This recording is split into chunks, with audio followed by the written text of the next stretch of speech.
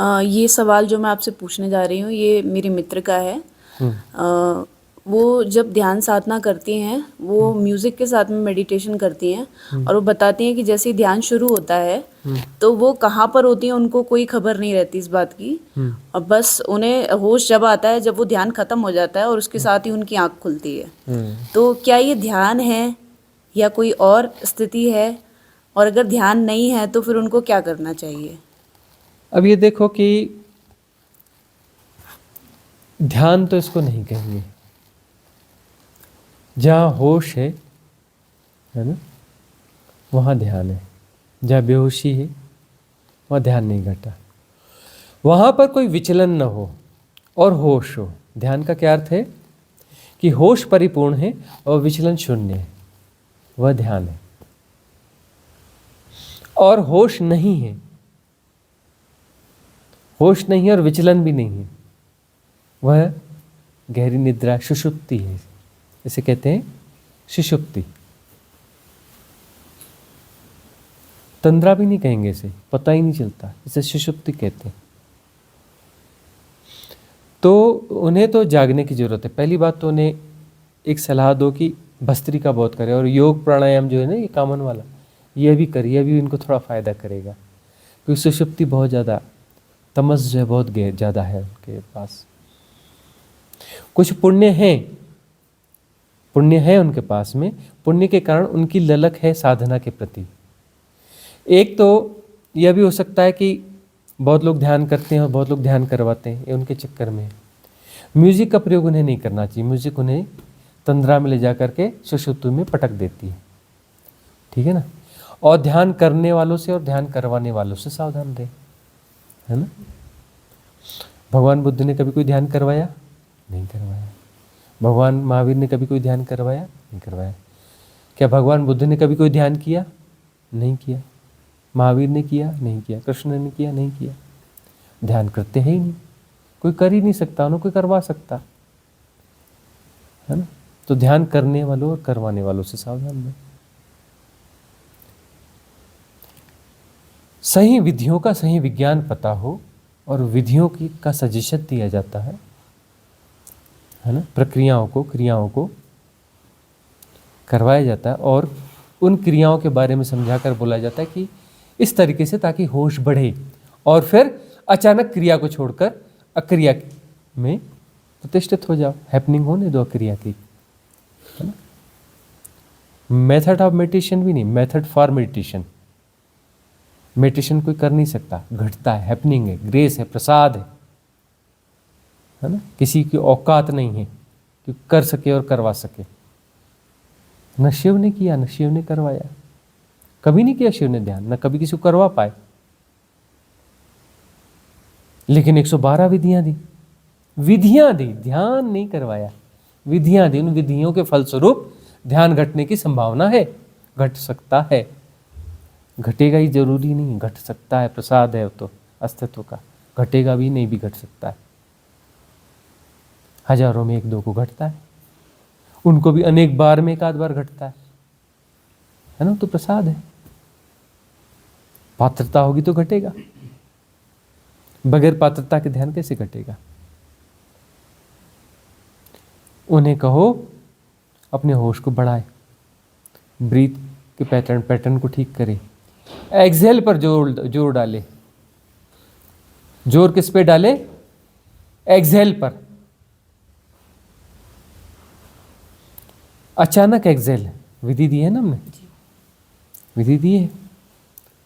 भगवान शिव से एक शब्द उधार भी लिया हमने उसमें, अचानक उनसे एक शब्द उधार लेकर वो विधि दी है।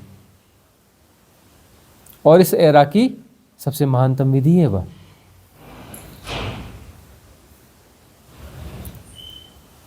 दो सेकंड की विधि है, 2 सेकंड की विधि है और इस एरा की सबसे महानतम विधि है। इसलिए उसके बारे में हमें घंटों चर्चा करनी पड़ी, उसको, उसके विज्ञान को समझने समझाने के लिए।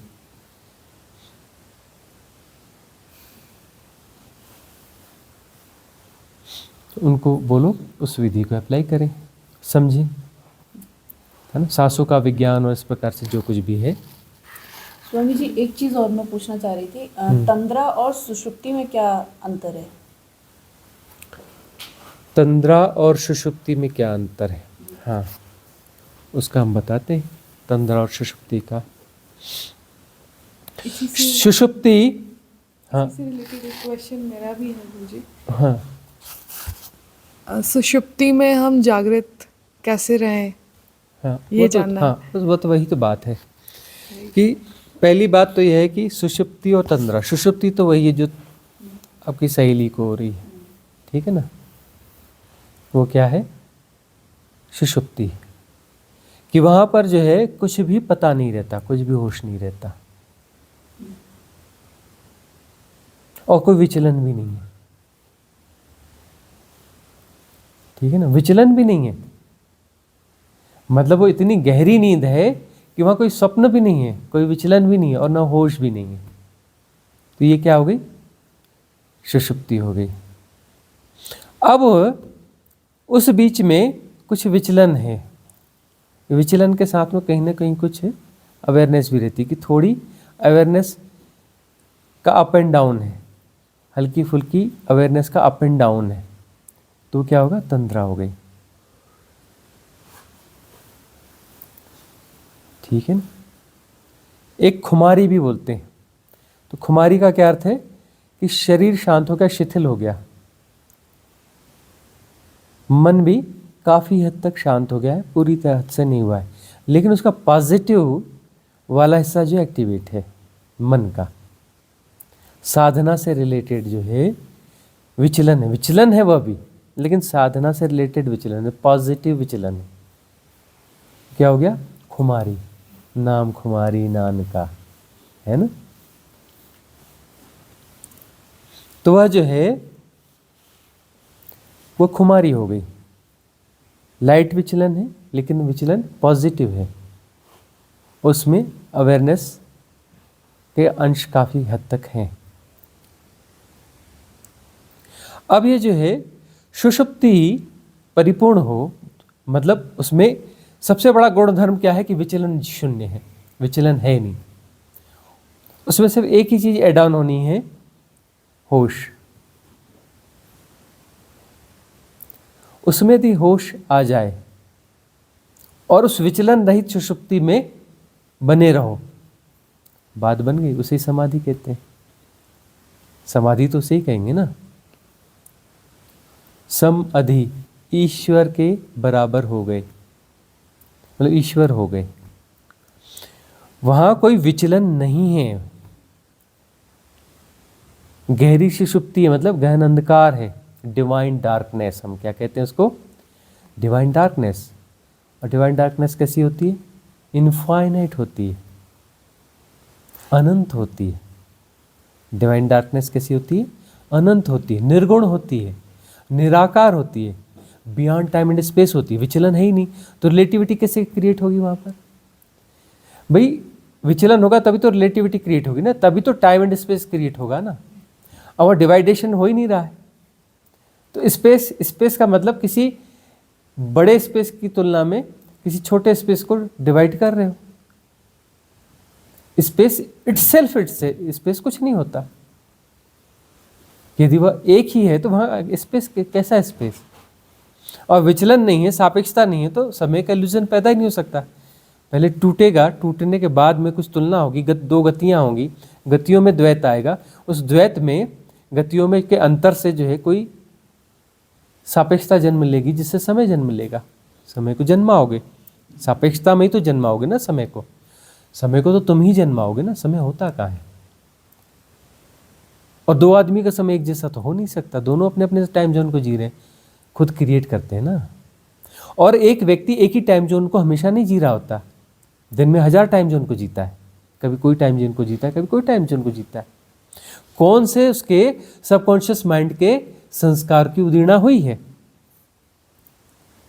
तो उसमें किस प्रकार की रिलेटिविटीज हैं, किस प्रकार का मैकेनिज्म है, किस प्रकार का स्ट्रक्चर है, किस प्रकार के मूवमेंट्स हैं, उस आधार पर समय को जियोगे। तो एक टाइम जोन को ही नहीं जीते हो, टाइम जोन बदलता रहता है, हर व्यक्ति का भी बदलता रहता है। ठीक है ना। तो विचलन रहित अवस्था, जहां पर कोई विचलन नहीं है, डिवाइन डार्कनेस है, गहन सुषुप्ति, सुषुप्ति मतलब डिवाइन डार्कनेस, उसमें चैतन्य हो जाए, उसमें होश जाग जाए, बात बन गई, बात बन गई। ये समाधि है। 48 मिनट तक ये कंटिन्यू हो जाए, क्योंकि तब तक जो है टाइम फैक्टर थिन लेवल पे कहीं ना कहीं काम कर रहा है।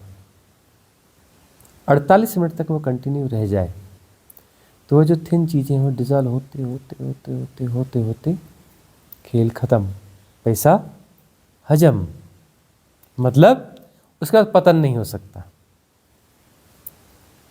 उसके बाद पतन नहीं हो सकता। और काउंट नहीं करना है 48 मिनट, वो काउंट करने वाला आ गया, कोई काउंटिंग आ गई, वो मतलब घट जाएगा और वो 48 मिनट निकल जाएंगे। अब 6 घंटे बैठे रहे तो उसमें 48 मिनट तो निकल गया ना, लेकिन उनका गुणा भाग तो है नहीं ना, उसके बाद पतन नहीं होगा।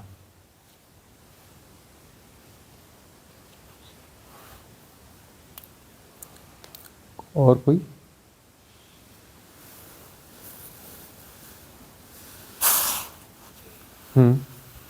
स्वामी जी, जब कोई सोल मुक्त होती है तो उसका एग्जिस्टेंस नहीं रहता या फिर वो सभी के अंदर समा जाती है? कोई सोल यदि मुक्त हो गई तो फिर उसका होगा क्या? मुक्ति का मतलब क्या है?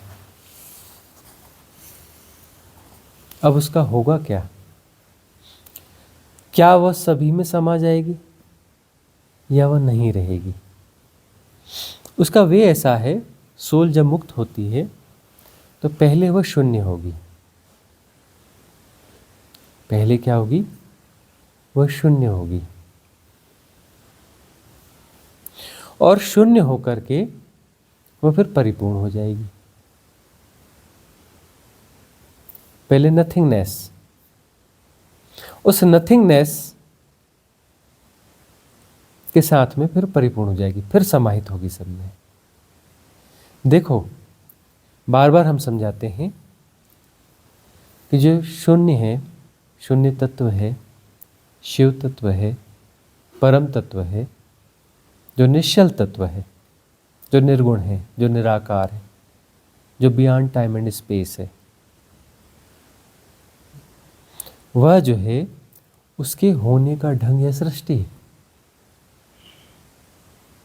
उसके होने का यह ढंग सृष्टि है, टूटा नहीं है। इस बात को समझना पड़ेगा, बार बार समझना पड़ेगा। किसी सृष्टा ने कोई सृष्टि नहीं बनाई, 6 दिन सृष्टि बनाई, 7वें दिन आराम किया, बिल्कुल नहीं। किसी परमात्मा ने कोई सृष्टि नहीं बनाई। सृष्टा स्वयं सृष्ट हो रहा है, प्रोसेस है, कंटिन्यूअस प्रोसेस है, कंटिन्यूअस प्रोसेस है। सृष्टा स्वयं सृष्ट हो रहा है। पहाड़ है नहीं, पहाड़ हो रहा है। सूरज है नहीं, सूरज हो रहा है। आदमी है नहीं, हो रहा है। Everything is happening. और यह प्रोसेस है, टूटा है ही नहीं, वही है, उसके होने का ढंग है। उसके होने का ढंग है ना, तो पहले वह हो गए ना, तब तो होने का ढंग होगा ना, ठीक है ना। तो पहले डिजॉल्व हो गए, डिजॉल्व होते ही क्या होगा? शून्य तत्व हो जाओगे, और शून्य तत्व हो जाओगे तो फिर वह तो उसके होने का ढंग है ना, फिर तो सब में समा ही गए ना। समा का मतलब उन्हीं के होने का ही तो ढंग है ना। अब वो एक चीज बन गई है, उससे परमात्मा अलग हो गया, ऐसा तो है नहीं ना। अलग तो होता ही नहीं ना कभी। वो अलग होगा तो वो अदृश्य हो जाएगी वो चीज। वो उसमें समाया है तभी तो वो एग्जिस्ट कर रही है ना, नहीं तो एग्जिस्ट करेगी कैसे? उसी का तो नृत्य है ना, शिव का ही तो नटराज स्वरूप है ना। सृष्टि क्या है? शिव का नटराज स्वरूप है, नृत्य करता हुआ रूप है। जैसे शिव सनातन है, शिव मतलब वो कैलाशोकाशी शिव की बात नहीं कर रहे हैं ना, शिव तत्व की बात कर रहे हैं। उनके सम्मान में उसे शिव तत्व कहते हैं। कैलाशोकवासी शिव के सम्मान में उसे शिव तत्व कहते हैं, है ना। लेकिन शिव तत्व का मतलब वो वाले शिव। तो उस शिव तत्व के होने का ढंग जो है यह है। उसके होने का ढंग अनाहत नाद है। ऐसा नहीं कि उसमें कोई अनाहत नाद रहता है। उसके होने का ढंग वह त्रिगुणा है, ट्रिनिटी है। उसके होने का ढंग ये सृष्टि है, वह नित्य है, नटराज है। शिव के आनंद का ओवरफ्लो शक्ति है ना। मतलब वह शिव ही है शक्ति, अलग से कोई शक्ति नहीं है। शिव के होने का ढंग शक्ति है और वह ट्रिनिटी है, त्रिगुणा है। त्रिगुणा होकर भी वह एक है। तीन हो गई ऐसा नहीं, वह एक ही है। त्रिगुणा होकर भी वह एक ही है, टूटा नहीं है। यह समझ सको तो समझ लेना, समझना पड़ेगा ही, कभी ना कभी समझना ही पड़ेगा। वह तीन होकर भी एक ही है, चार होकर भी एक है 4D में, 5 होकर भी एक है 5D में। उसका अनाहत नाद अलग होगा, 5 वर्णों का होगा। 64D में 64 का, ये हमारा ओम है 3 है, उसका अलग होगा, उसका 64 वर्ड्स आएंगे, है ना। हम 52 में यहाँ ख़त्म हो जाते हैं, वहाँ पर नहीं, 52 में ख़त्म होते। 64 बेसिक हैं, उसके तो बहुत ज़्यादा होंगे, वहाँ की लैंग्वेज ही बड़ी डिफ़िकल्ट होगी। 3 ध्वनियों से, 3 से मिलकर के 49 और बने, इनके मिश्रण से, अ उमा के मिश्रण से 49 और बने। रिसर्च है ना, कैम्ब्रिज हार्वर्ड सबका रिसर्च है ना, जाके देख लो ना। इन 3 के मिश्रण से ए और बी का थोड़ा थोड़ा मिलाए तो कोई डी बन गया, बी और सी का मिलाए तो कोई ई बन गया, ए और सी को मिलाए तो कोई एफ बन गया। इस तरीके से एक एग्जाम्पल है। इनको थोड़ा थोड़ा मिला के ब ल र फ कुछ भी बोलो, 49 जो बचे हुए हैं, जो व्यंजन है और ये हैं, तो ये सब जो है बने इन तीनों से ही है ना। स्वर और व्यंजन जितने भी बने हैं इन 3 के अलावा कुल कितने हैं? 12 स्वर है ना, जिसमें 3 को हटा दो तो 9 स्वर इनके मिश्रण से बने। और बचे हुए जितने व्यंजन हैं बने किससे? इन 3 से ही बने, इनके मिश्रण से ही बने। 3 कलर ले लो, रियल कलर, बेसिक कलर ले लो 3, उसको मिलाते जाओ आपस में तो बनते चले जाएंगे। कितने कलर बन जाते हैं? कलर तो हजारों लाखों कलर बन जाते हैं, लेकिन ध्वनियों में कितने बनते हैं? टोटल 52। ये 3 ओरिजिनल को लेकर के बाकी 49, ठीक है ना। तो ये 52 होकर भी एक ही है, 52 होकर भी एक ही है। और इस 52 से मिलकर के कितने शब्द हम बोलते हैं, कितनी भाषाएं हैं? कितनी भाषाएं? 300 मुख्य भाषाएं हैं। वो छोटी छोटी बोलियों की तो गिनती छोड़ दो, जो काफ़ी बड़े स्तर पे बोली जाती है। 300 भाषाएं, बोलियां तो न जाने कितनी हैं। और हर भाषा के अलग अलग शब्द हैं, लाखों शब्द हैं। और बनाना चाहो तो और कितने बना सकते हो, लेकिन इतना होकर भी वही की है ना। बोलते हैं ना कि वो उर्दू के जितने लफ्ज़ हैं, हर लफ्ज़ जो है उसका मीनिंग खुदा होता है। उसका मीनिंग क्या होता है? खुदा होता है, हर लफ्ज़ का मीनिंग। जितने भी उसमें नाम रखे जाते हैं तो उसका रियल मीनिंग, अल्टीमेट मीनिंग जो है खुदा होता है। अभी जो नाम रखे जाते रहे पहले, बाबू राम, और क्या कुछ भी, सब क्या के राम लगा दिया। हाँ, आत्मा राम या कुछ भी राम।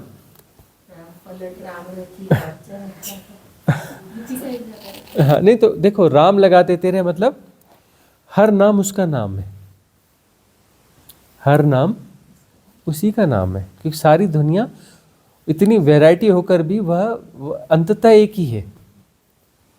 अंततः एक द्वैत तो हुआ ही नहीं है ना, लेकिन भ्रांति है, माया है, खेल चल रहा है। क्यों चल रहा है? क्योंकि चलना चाहिए। खेल क्यों चल रहा है? क्यों चलना चाहिए, इसलिए चल रहा है। क्या गलत है इसमें खेल में? माया क्यों है? क्योंकि माया को होना चाहिए। हम तो बोलते हैं माया कौन है, हमसे पूछो ना, हम बताते हैं माया का एड्रेस। शिव और शक्ति की पुत्री है माया। माया कौन है? शिव और शक्ति की पुत्री है। एक पर्टिकुलर इस हेडिंग से वीडियो भी है, सुन लेना जा करके। शिव और शक्ति की पुत्री माया, पिछले साल का है। इनकी पुत्री है यह क्यों है? क्योंकि होना चाहिए, शिव और शक्ति से मिलकर पैदा हुई है। जबकि वो दो नहीं है और दो की तरह व्यवहार कर रहे हैं, शिव और शक्ति, तो दो की तरह व्यवहार करेंगे तो बच्चे नहीं पैदा होंगे, पैदा हो गई माया।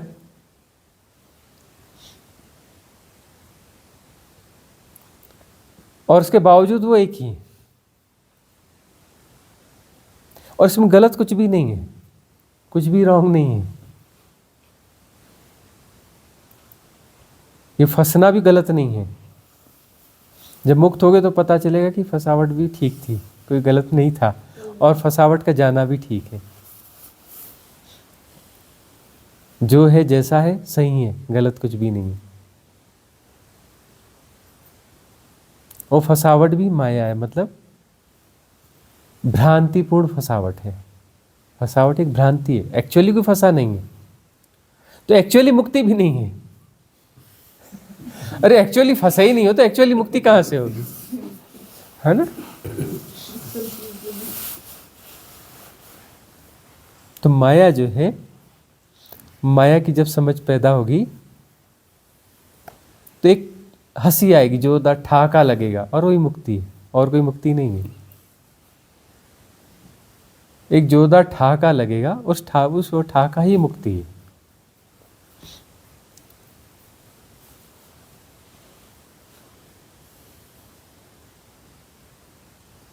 आई बात समझ? और कुछ?